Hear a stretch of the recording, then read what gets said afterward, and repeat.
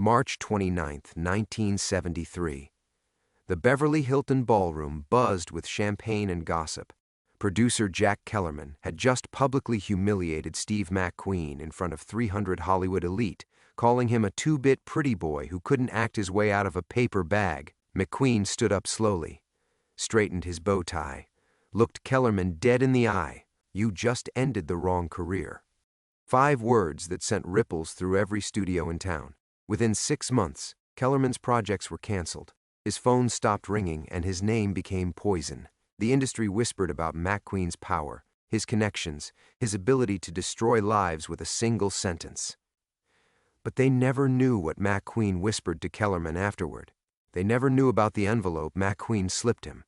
And they never knew that sometimes the man who looks like the villain is actually trying to save everyone. Before we jump back in, tell us where you're tuning in from, and if this story touches you, make sure you're subscribed, because tomorrow I've saved something extra special for you. The fluorescent lights hummed overhead as Dylan Cross lowered his phone, his cocaine-fueled grin faltering for just a moment. Something in the old man's voice had shifted the temperature in the bathroom, a quiet authority that didn't belong to someone holding a mop. "I still am," Mac had said, and those words hung in the air like smoke from a recently fired gun. Cross's entourage, 3 junior producers and his personal assistant, shuffled nervously behind him. They'd come here to celebrate, to bask in the glow of Cross's latest triumph. The $200 million deal with Meridian Pictures was supposed to be their coronation moment, the night that cemented Dylan Cross as the new king of Hollywood. Instead, they found themselves staring at a 62-year-old security guard who looked like he'd seen better decades. "Still somebody?" Cross laughed, but it came out forced now. "Buddy, you're mopping shit in an executive bathroom at midnight. That's not somebody. That's nobody with a pulse." Mac straightened slowly, his weathered hands still gripping the mop handle.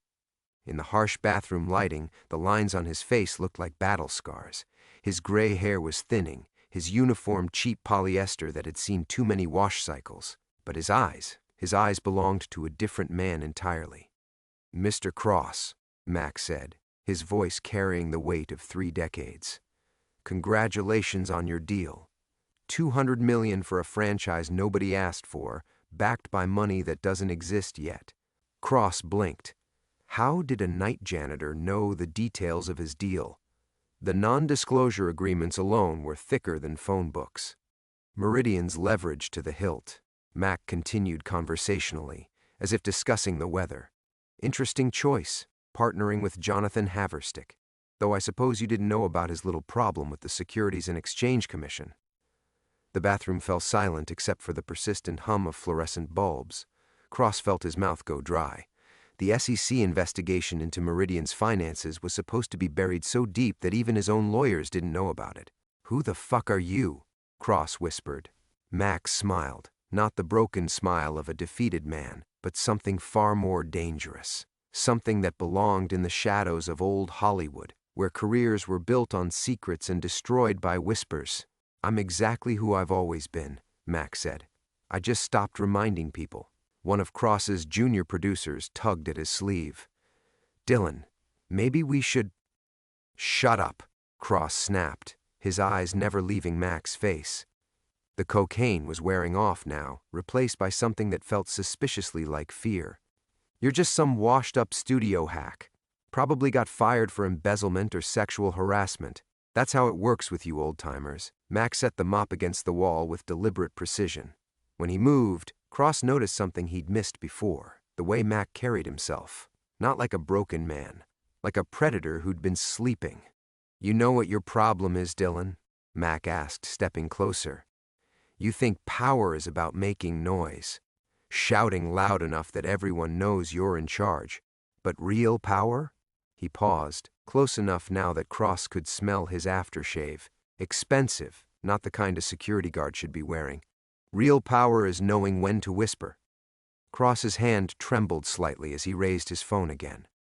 "I'm recording this, asshole. Threatening a producer? That's grounds for what? Firing me?" Mac chuckled, and the sound sent ice through Cross's veins. "Son, I've been waiting 30 years for this conversation. You think I'm worried about a minimum wage security job? The entourage was backing toward the door now, sensing something they couldn't name but definitely didn't want to be part of. Cross found himself alone with the old man, trapped between marble sinks and growing dread. 30 years ago, Mac said quietly, I sat in an office 3 floors above this bathroom. Corner office with a view of the lot. I could greenlight a $100 million picture with a phone call. I could end careers with a whisper at the right lunch table. Cross's throat felt like sandpaper. Bullshit. Marcus McQueen, Mac said, and watched Cross's face drain of color. You might know the name from the trades. Mysterious departure. Personal reasons. Family obligations. The phone slipped from Cross's nerveless fingers, clattering on the tile floor. Everyone in Hollywood knew the legend of Marcus McQueen, the studio executive who'd vanished at the height of his power, leaving behind rumors and speculation that still circulated 3 decades later. Impossible, Cross breathed. Mac picked up Cross's phone, examined it with mild interest. You know what the beautiful thing about rock bottom is, Dylan? It's not where you fall. It's where you dig your foundation. He handed the phone back with a smile that belonged in a noir film. Welcome to my foundation. The bathroom door swung shut behind Cross and his retreating entourage, leaving Mac alone with the echo of their panicked footsteps. He listened to the sound fade down the marble corridor. Expensive leather soles against Italian tile, the percussion of fear in retreat. The fluorescent lights continued their electrical hymn overhead, casting harsh shadows that made the executive bathroom feel like an interrogation room. Mac picked up his mop, dipped it in the bucket, and resumed cleaning the floor with methodical precision. The same motions he'd performed every night for 3 years, 8 months, and 16 days. Not that he was counting. His reflection caught in the polished chrome of the paper towel dispenser. Weathered face, gray stubble, the kind of tired eyes that belonged to men who'd seen too much. But behind that carefully constructed mask of defeat, something else stirred. Something that had been sleeping for 30 years, waiting for exactly this moment. The phone in his breast pocket buzzed. A text from Sarah, his daughter. Dad, are you working late again? Remember you promised to call Emma before bedtime. Mac's fingers trembled slightly as he typed back. On my way home soon, sweetheart. Tell my granddaughter Grandpa loves her. Emma, 7 years old, with Sarah's green eyes and a laugh that could melt decades of accumulated ice around his heart. She was the one pure thing in his carefully reconstructed life, the reason he got up every morning and put on this polyester uniform that smelled faintly of industrial detergent and broken dreams. The bathroom door opened again. Jimmy Castellanos, head of security, poked his graying head inside. 23 years on the force before taking this job, and smart enough to know when something was off. Mac? Heard there was some kind of incident. Just a young producer celebrating too hard, Mac said without looking up from his mopping. Nothing I couldn't handle. Jimmy stepped inside, lowering his voice. That young producer was Dylan Cross.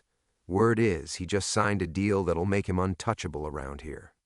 Mac paused, wringing out the mop with deliberate care.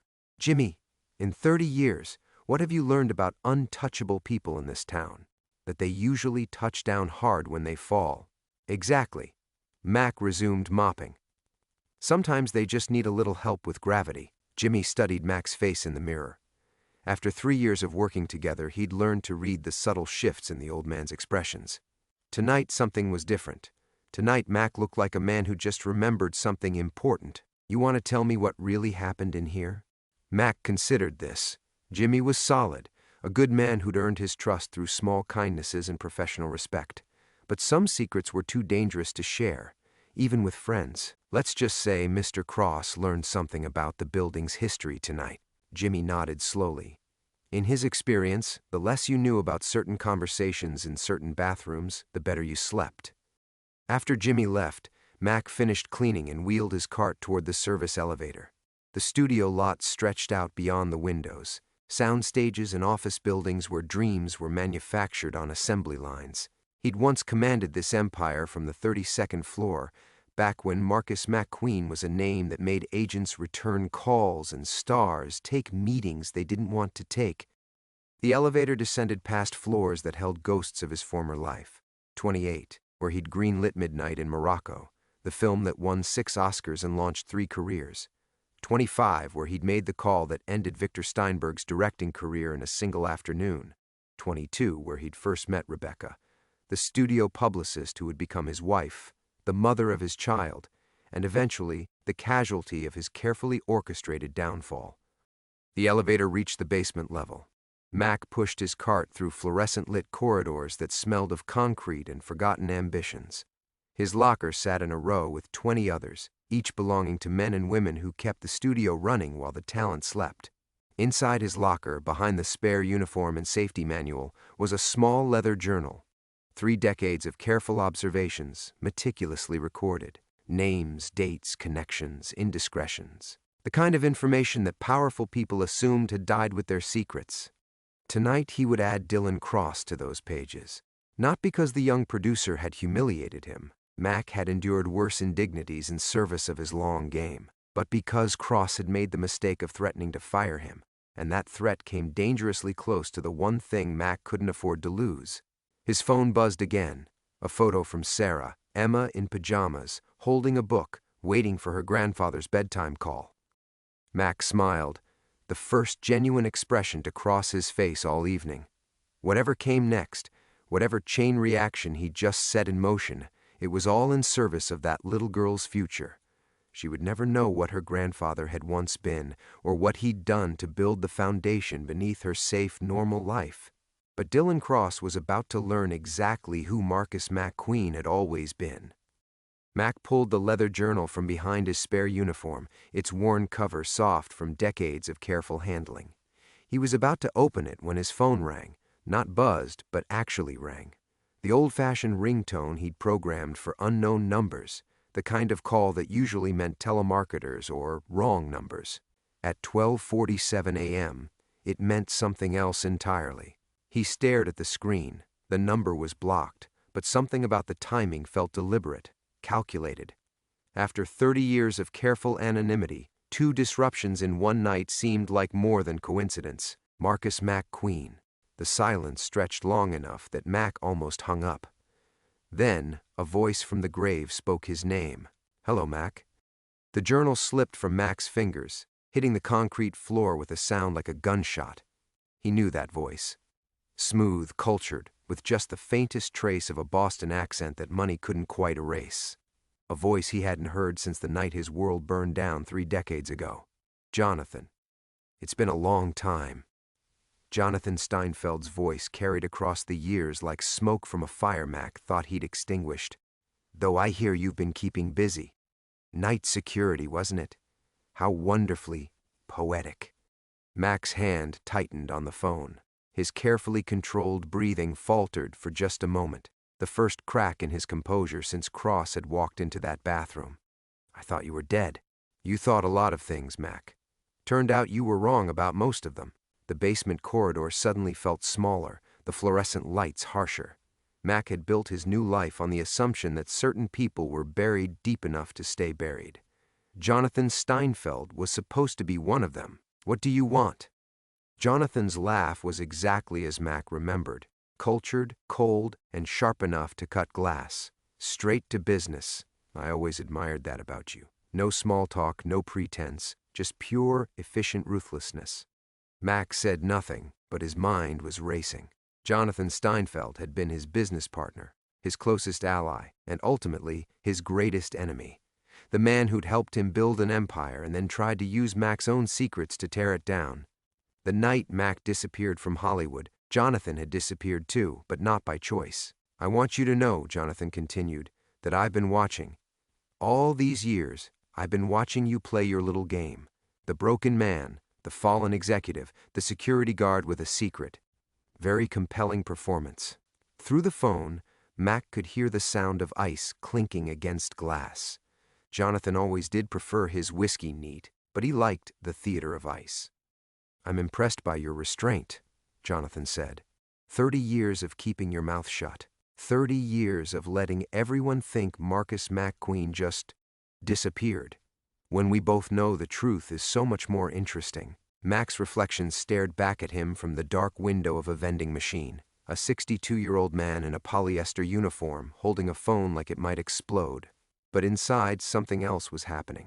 The careful walls he'd built around the past were cracking. You're supposed to be in federal prison. I was. 28 years, 4 months, 16 days. Got out on good behavior. Jonathan's voice carried a smile Mac couldn't see but could feel. Amazing what a man can accomplish when he has nothing but time and motivation. I learned so many interesting skills, made so many useful friends. Mac's mouth went dry. Jonathan in prison was one thing, contained, neutralized, forgotten. Jonathan free was a threat Mac hadn't planned for. But don't worry, Jonathan continued. I'm not calling for revenge. I'm calling because we have a mutual acquaintance now. Young Dylan Cross. Bright boy, ambitious, reminds me of someone I used to know. The pieces clicked into place with horrifying clarity. You're backing Meridian. Through several shell companies and a web of financial instruments that would take the SEC years to untangle, yes. Dylan doesn't know, of course. He thinks he's dealing with legitimate European investors. Poor boy has no idea he's dancing to music I composed 30 years ago. Mac closed his eyes. The basement corridor felt like it was spinning. Everything he'd carefully constructed, his anonymity, his security, his distance from the past, was collapsing in real time. You orchestrated tonight, Mac said. It wasn't a question.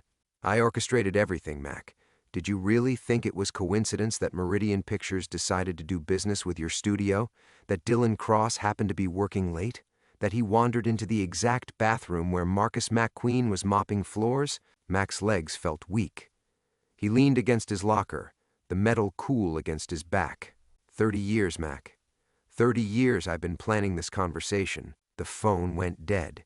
Mac stared at the device in his hand, knowing with absolute certainty that his carefully constructed life had just ended.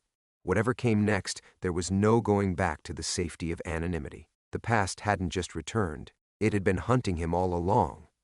Mac's legs buckled. He slid down the locker door until he was sitting on the cold concrete, the dead phone still pressed to his ear like he might hear Jonathan's voice again if he listened hard enough. The fluorescent lights hummed their mechanical hymn overhead, the only sound in a basement that suddenly felt like a tomb. 30 years.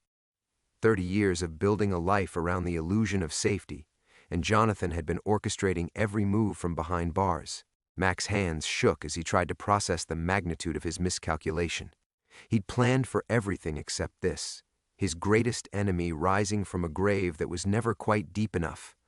The leather journal lay open on the floor beside him, pages scattered, revealing decades of careful notes and observations. Names, dates, secrets, all worthless now. Everything he'd collected, every piece of ammunition he'd stockpiled, meant nothing if Jonathan was already 10 moves ahead. Mac forced himself to stand, to think. He needed to get home, needed to see Sarah and Emma, to hold on to the one thing that mattered before. His phone buzzed. A text from Sarah. Dad, Emma's asleep, but she wanted me to tell you she drew you a picture. A superhero grandpa. Can't wait to show you tomorrow. Mac's chest tightened. Tomorrow. Would there even be a tomorrow for the life he'd built? Or was Jonathan already pulling strings that would unravel everything? He gathered the scattered pages of his journal, trying to ignore how his hands trembled. As he reached for the last page, footsteps echoed down the corridor. Heavy, deliberate, moving with purpose. Working late again, Marcus? Mac spun around. A woman emerged from the shadows near the service elevator, tall, silver-haired, wearing a coat that cost more than he made in 6 months. It took him a moment to recognize her without the surgical enhancements and careful lighting of press photos. Victoria Hartwell, former studio head, current member of the Academy's Board of Governors. A woman whose career had survived 3 decades of industry upheaval through sheer ruthlessness and an uncanny ability to destroy her enemies before they knew they were enemies. Victoria. Mac's voice came out steady despite the chaos in his chest. Visiting the help at this hour? That's unusually democratic of you. She stepped closer, her heels clicking against concrete. In the harsh basement lighting, she looked older than her publicity photos, but her eyes held the same predatory intelligence that had once made agents cross the street to avoid her. I got an interesting phone call tonight, she said, from someone I thought was dead. Apparently, he's very much alive and asking questions about old friends. Mac felt the walls closing in. If Jonathan was reaching out to Victoria, then the game had already begun, and Mac was starting 10 moves behind. "I don't know what you're talking about." Victoria smiled, the same expression she'd worn when she'd fired half the studio's development team in a single afternoon. "Oh, Marcus, still playing the broken security guard? It's a good performance, but we both know better." She circled him slowly, like a shark testing the waters. 30 years ago, you vanished. Just gone. Left behind whispers and speculation and a very interesting vacancy in the power structure. Some of us always wondered what really happened to the great Marcus McQueen. Mac's mouth felt like sand. Some things are better left buried. "Are they?" Victoria stopped in front of him, close enough that he could smell her perfume. Expensive, predatory.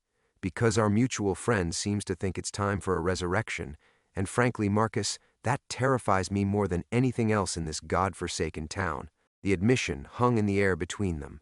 Victoria Hartwell afraid. If she was scared enough to seek him out in a basement at 1 in the morning, then Jonathan's reach was already wider than Mac had imagined. "What did he tell you?" "Enough." Victoria's composure cracked slightly, revealing something Mac hadn't seen in decades. Genuine fear. Enough to know that whatever protection we thought we had died the day he walked out of federal prison. She pulled an envelope from her coat, pressed it into Mac's hands. "He wants a meeting. Tomorrow night. The 3 of us, just like old times." Mac stared at the envelope. Heavy paper, expensive. His name written in Jonathan's careful script. "And if I don't come?" Then he starts making phone calls. To reporters, to prosecutors, to anyone who might find our shared history illuminating. Victoria's voice dropped to a whisper. "He knows about Rebecca, Marcus. He knows what really happened that night." The envelope felt like it weighed 100 pounds. Inside would be an address, a time, and probably something else. Some little detail that proved Jonathan knew exactly how much leverage he held. "How many others has he contacted?" "I don't know. But if I had to guess, everyone who mattered back then. Everyone who's still breathing." Victoria headed toward the elevator, pausing at the doors. "Welcome back to the game, Marcus. I hope you remember how to play." The elevator doors closed, leaving Mac alone with the envelope and the terrible certainty that his carefully constructed world was already burning.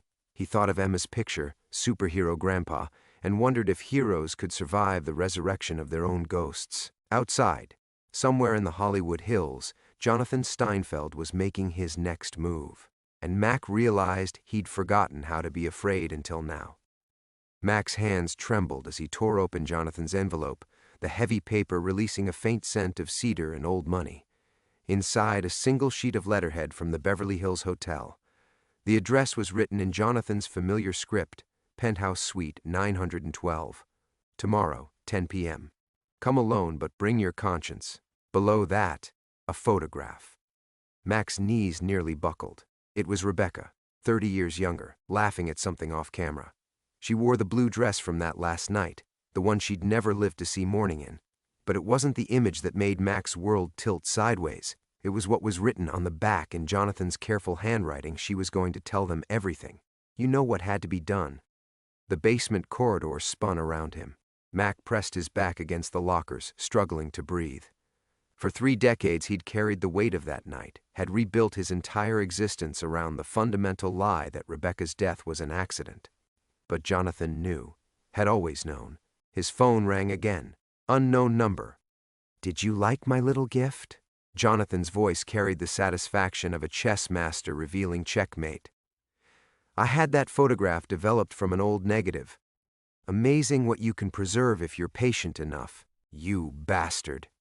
The words came out raw, scraped from somewhere deep in Mac's chest. Now. Is that any way to speak to an old friend? Especially one who kept your secret all these years? Jonathan's laugh held no warmth, though I suppose kept isn't quite accurate. More like stored for the right occasion. Mac closed his eyes, seeing Rebecca's face as clearly as if she were standing before him. The way she'd looked when she'd confronted him that night, when she'd discovered what he and Jonathan had really been doing with the studio's money. The federal contracts they'd been manipulating, the foreign investments they'd been laundering. She'd been horrified, disgusted, and determined to expose them both. She was going to destroy us, Mac whispered, the words tasting like ashes. She was going to destroy everything. Your career, my empire. Victoria's carefully constructed web of influence. Dozens of careers, hundreds of jobs, thousands of investors who trusted us with their money. Jonathan's voice hardened. You did what had to be done, Mac. What any rational man would have done. But Mac remembered the look in Rebecca's eyes when she'd fallen down those stairs. The way her neck had twisted at an impossible angle. The sound her head had made against the marble floor of their Malibu home. An accident. That's what the police report said. A tragic fall after too much wine at a party.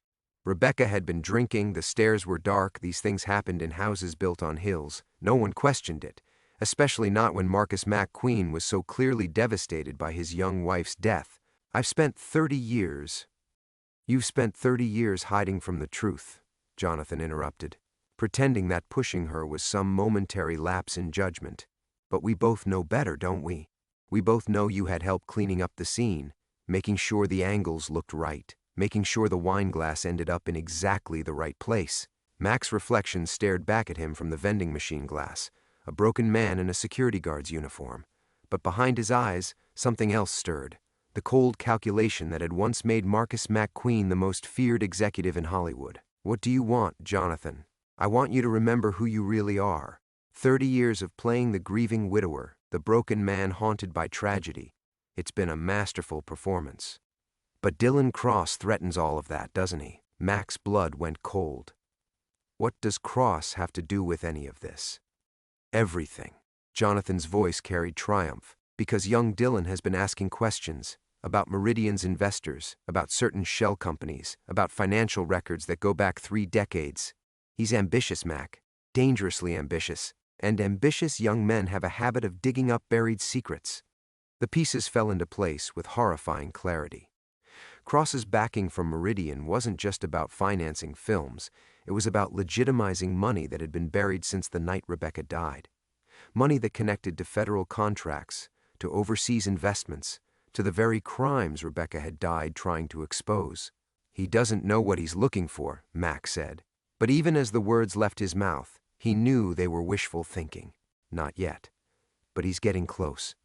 And when he finds what he's looking for, when he connects Marcus McQueen to the financial irregularities that destroyed 3 careers and sent me to federal prison, what do you think happens to your quiet little life?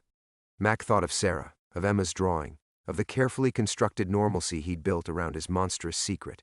Everything would burn. Not just his reputation or his freedom, everything. Sarah would learn that her father was a killer. Emma would grow up knowing her grandfather had murdered her grandmother. Tomorrow night, Jonathan continued, we finish this, all of us, the way we should have 30 years ago.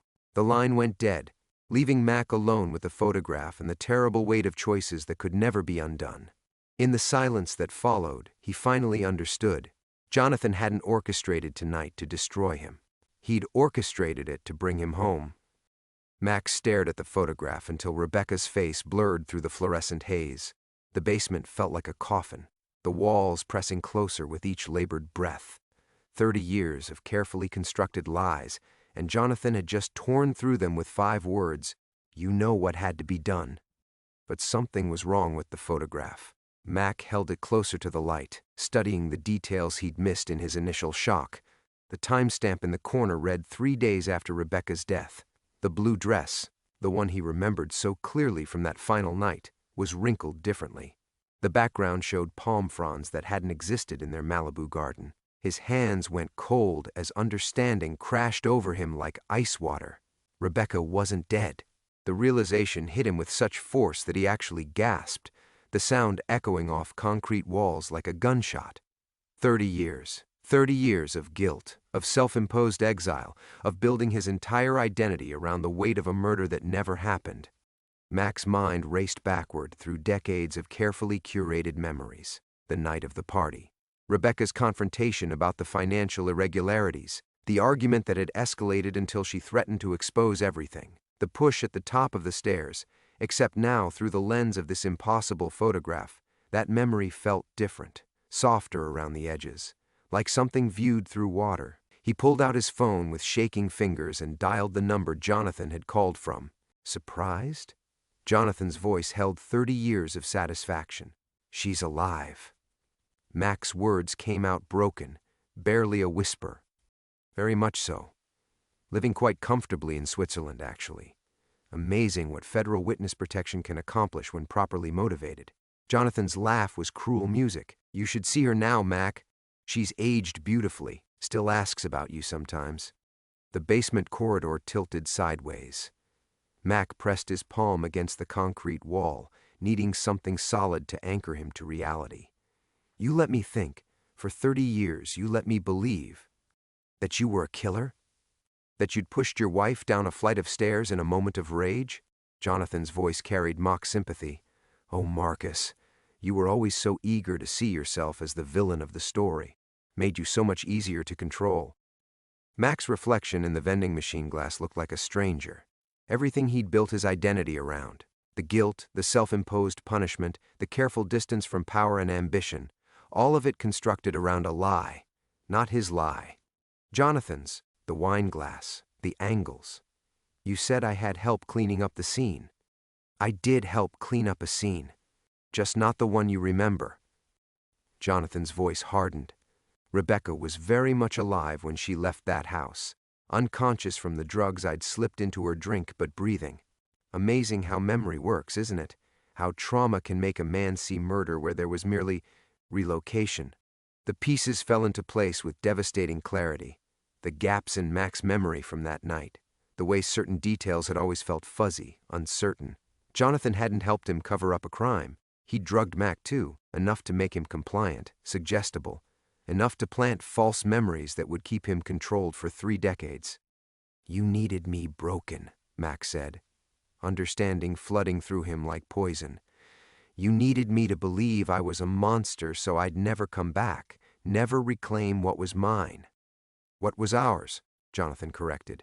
The empire we built together, the networks, the influence, the perfectly orchestrated web of corruption that made us both rich beyond imagination. With you gone and me in prison, it all went to Victoria. She's done well with it, I'll give her that. Mac thought of Victoria's fear in the basement, her desperate need to involve him in whatever Jonathan was planning.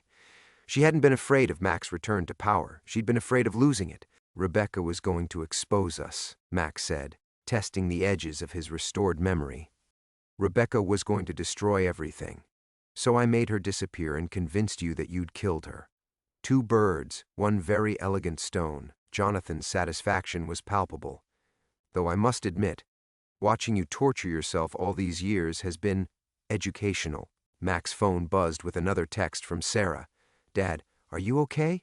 You seemed distracted at dinner. Emma's worried her superhero picture wasn't good enough. Emma's drawing. His granddaughter, who saw him as a hero, not a killer. Because he wasn't a killer, had never been a killer. The security guard uniform, Mac said slowly. The night shift, making me watch over the kingdom I used to rule. Poetic justice, though I prefer to think of it as extended therapy. Jonathan chuckled. But now it's time to come home, Marcus. Because Dylan Cross is about to expose financial irregularities that will bring down everyone who profited from our little empire. Including Victoria. Including me. And unless we stop him, including Rebecca, Mac finished, the final piece clicking into place. The line went silent for a moment. When Jonathan spoke again, his voice carried genuine surprise. Very good. Yes, including Rebecca. Swiss bank accounts can be frozen, witness protection can be revoked, and 30-year-old murder charges can be refiled. If Cross connects the right dots, we all burn together. Mac closed his eyes and saw Emma's drawing again, superhero grandpa.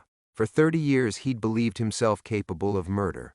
Now he understood the truth was far more complex and far more dangerous. Tomorrow night, he said quietly. I'll be there. But as he hung up the phone, Mac realized something Jonathan hadn't counted on. A man who'd spent 30 years believing he was a monster had no fear of becoming one. Mac stared at his reflection in the darkened window of his apartment, but instead of the broken security guard he'd grown accustomed to seeing, something else looked back, the ghost of Marcus McQueen, the man who'd once commanded boardrooms and bent Hollywood to his will. For the first time in 30 years, those two identities were beginning to merge. He pulled out his phone and scrolled to Sarah's contact. His finger hovered over the call button for a long moment before he set the device aside. Some conversations required preparation. Some truths demanded the right words, spoken at the right time, by a man who finally knew which version of himself was real. Instead, he opened his laptop and began typing names into search engines. Jonathan Steinfeld, Victoria Hartwell, Meridian Entertainment, Dylan Cross.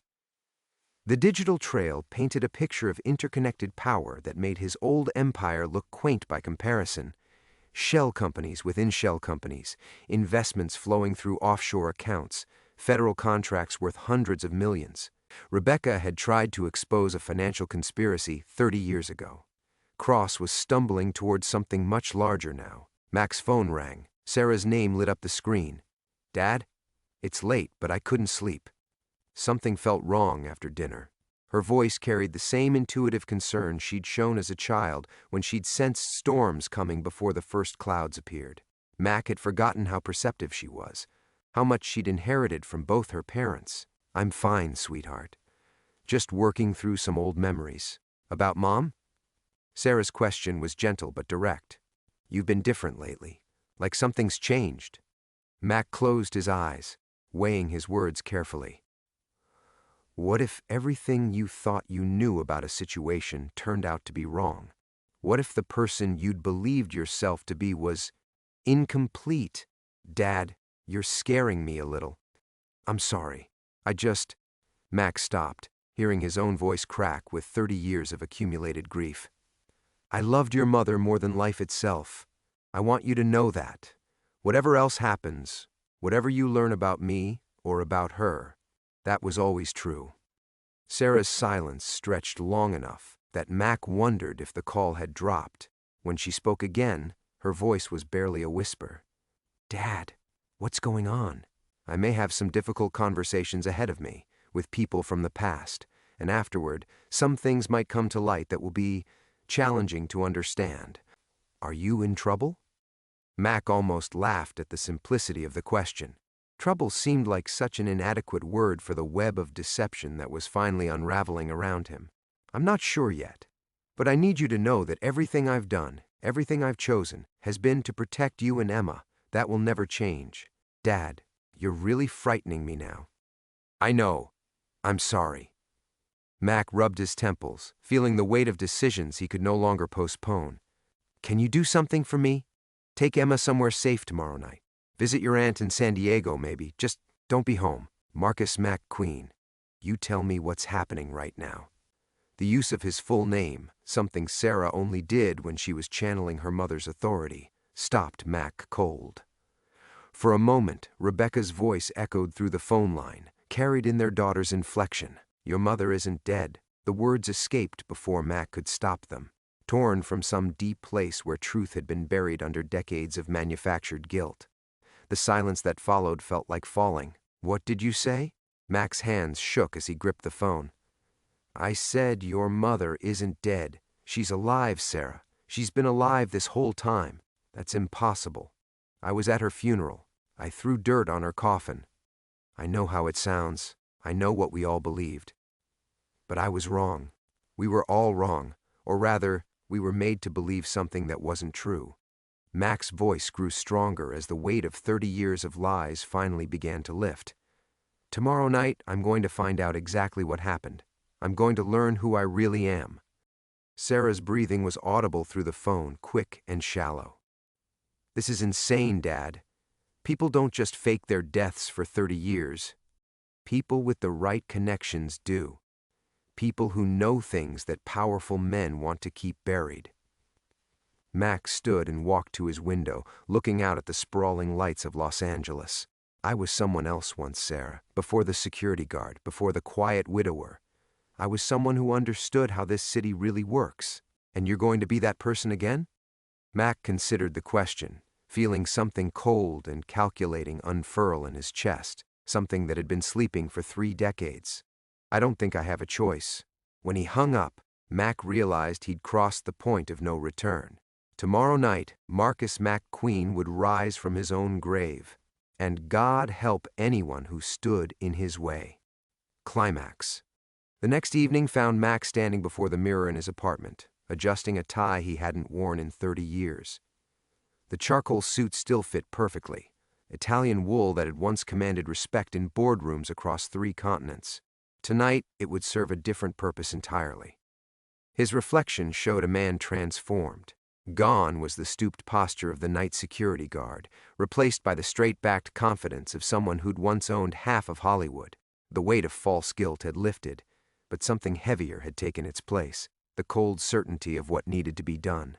Mac's phone buzzed. A text from an unknown number, Pacific Palisades House, 9 p.m., come alone, J. The same address where it had all begun 30 years ago, where Jonathan had orchestrated the elaborate charade that had convinced Mac he was a killer.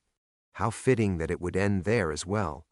Mac arrived at the sprawling glass house perched on the cliff overlooking the Pacific just as the sun disappeared into the ocean. The architectural masterpiece looked exactly as he remembered. All clean lines and impossible angles, designed to intimidate visitors while providing its owner with commanding views of the city below. Jonathan Steinfeld stood silhouetted against floor-to-ceiling windows, his silver hair catching the last rays of daylight. Despite his 73 years and the decade he'd spent in federal prison, he moved with the fluid grace of a predator. Victoria Hartwell sat rigidly in a leather chair nearby, her usual composure cracked around the edges. Marcus. Jonathan's smile was warm and terrible. You look restored. I feel it. Max stepped into the room, noting the strategic placement of furniture, the single exit, the way Victoria's eyes tracked his movement like a cornered animal's. Though I have to admit, discovering you're not a murderer takes some adjustment. I imagine it does. Jonathan gestured toward a bar cart lined with crystal decanters. Drink? We have much to discuss. I'll pass. I've learned to be cautious about what you put in my glass. Jonathan's laugh was genuinely delighted. There he is. The Marcus McQueen who built an empire from nothing. I wondered if he still existed under all that manufactured guilt. He never left. You just buried him under lies. Mac remained standing, maintaining the tactical advantage of mobility. Where is she, Jonathan? Rebecca? Jonathan moved to the windows, gazing out at the lights beginning to twinkle across Los Angeles. Closer than you think, farther than you'd imagine. Stop playing games. But games are what we do, Marcus, what we've always done. The only difference is that now you remember the rules. Victoria shifted in her chair, speaking for the first time since Mac's arrival. He's coming tonight, Cross. Jonathan promised him information about Meridian's backing, about the shell companies. He doesn't know what he's walking into. Mac felt the pieces of Jonathan's plan crystallizing with horrible clarity. You're going to kill him. We're going to eliminate a threat, Jonathan corrected smoothly. Just as we eliminated the threat Rebecca posed 30 years ago. The only difference is that this time, you'll participate knowingly. And if I refuse? Jonathan pulled out his phone and touched the screen. The sound of a woman's voice filled the room. Older now, tinged with a Swiss accent but unmistakably familiar. Marcus, if you're hearing this, then Jonathan has finally decided to call in his markers. I want you to know that I never blamed you for that night. You were as much his victim as I was. Rebecca's voice, alive, real, speaking words that confirmed everything Mac had pieced together. She recorded that message 5 years ago, Jonathan said casually, just before her witness protection status was compromised. Swiss authorities found her body last week. Tragic accident, apparently. Hiking in the Alps can be so dangerous. The room tilted sideways. Mac gripped the back of a chair, feeling the foundations of his newly restored world crumble again.